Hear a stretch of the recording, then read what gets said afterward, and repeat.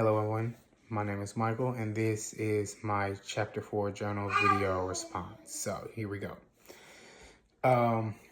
After both of the readings, what stood out to me the most was how both chapters show musicals being deeply connected to their social and cultural context rather than just being light entertainment.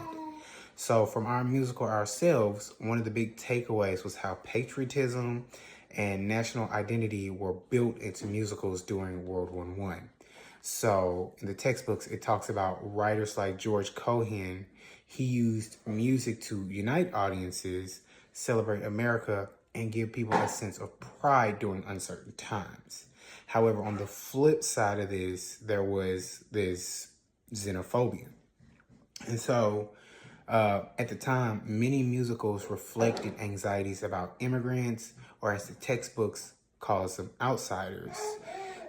Sometimes it would even stereotype them.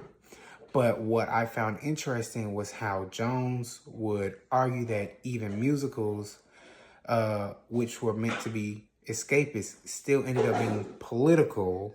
And because of this, it showed or didn't show a lot of the time as to who is considered a true American.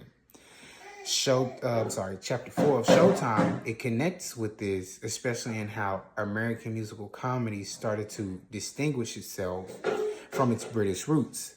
So at first, the shows, they were heavily influenced by London gaze theater. However, over time, American speech, humor, and culture began to shape the genre, changing it.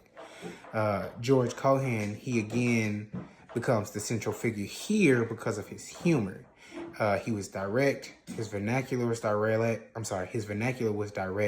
and it was also relatable to the man in the street. He tapped into nationalism, but he did it in a way that didn't alienate audiences. This is what made his work really, really powerful in itself. Another piece that I found interesting was the Tin Pan Alley. Even though its songs weren't written for theater, they still shaped the sound of American culture. And I thought this was really, really interesting. And the fact that it's called Tin Pan Alley in itself, that was just really cool. But what struck me the most is that many of its leading figures were Jewish or drew from African-American music or musicals and traditions. And yet the songs became the mainstream standard at the time.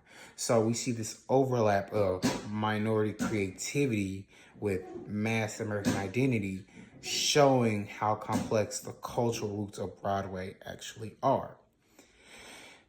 And so finally, leading to my last point is the Princess Theater Productions. So the Princess Theater Productions with Bolton, I think it's, let me check my notes. Wodehouse and Kern, they showed how the form of musicals was starting to shift. Things were starting to change.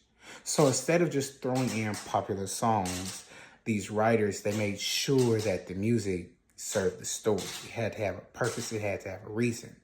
This, I think, was a huge step towards integrating music and creating musicals. And it shows how American musical theater was becoming more than imitation. It was starting to have its own form, its own image, or in other words, it was finding its own voice. Overall, both readings reinforced for me that musicals, sorry, that's my daughter.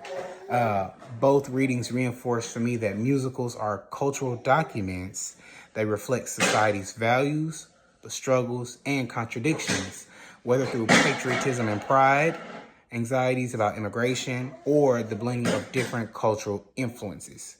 So these are my thoughts on the chapter, and yeah, overall great reading.